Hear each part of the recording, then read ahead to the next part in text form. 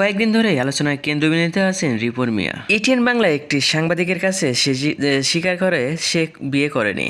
সে কেন স্ত্রীকে অস্বীকার করলো সেটাই জানালো আজকের এই ভিডিওতে। সো আমি নিজেই জানাবো যে রিপন মিয়া এই কেন অস্বীকার করেছিল তার স্ত্রীকে। সো ভিউয়ার্স, আপনারা যদি বিনোদন জগতের সকল খবর পেতে চান তাহলে এই চ্যানেলটা সাবস্ক্রাইব করুন। চলুন ভিডিওটা শুরু করা যাক। কন্টেন্ট ক্রিয়েটর রিপন মিয়াকে নিয়ে গত 2 দিনে বেশ কিছু অভিযোগ উঠে এসেছে।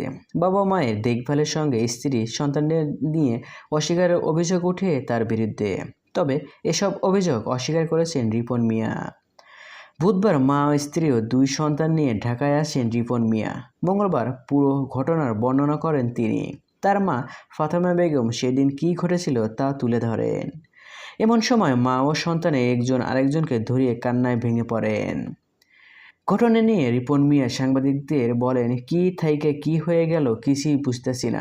ঘুম থেকে উঠা চা স্টলে গিয়েছিলাম। এ সময় কয়েকজন সাংবাদিক আইসিয়া ক্যামেরা ধরলো আর আমাকে মজা করতে বলল। আমি ছন্দ বলে মজা করছিলাম। এক পর্যায়ে তারা আমার পরিবারের নিয়ে উল্টাপাল্টা প্রশ্ন করতে থাকে।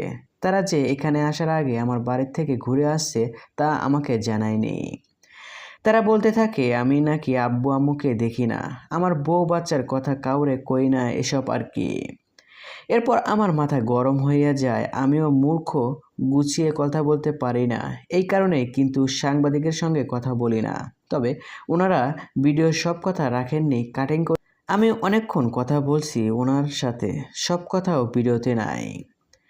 বিয়ে ও স্ত্রীর অস্বীকার করার প্রসঙ্গে রিপন বলেন, 1.5 বছর আগে ভাই সাহেবের ভিডিওতে আমি বিয়ে বউ নিয়ে কথা কইছি, কিন্তু ওনার আমার এত জোর জেরাজেরি করেছিল, শেষে আমি তেরামি করে বলছি আমি বিয়ে করি নাই। এইটা যে আমার জীবনে এমন করবে তা আমি কল্পনাই করি নাই।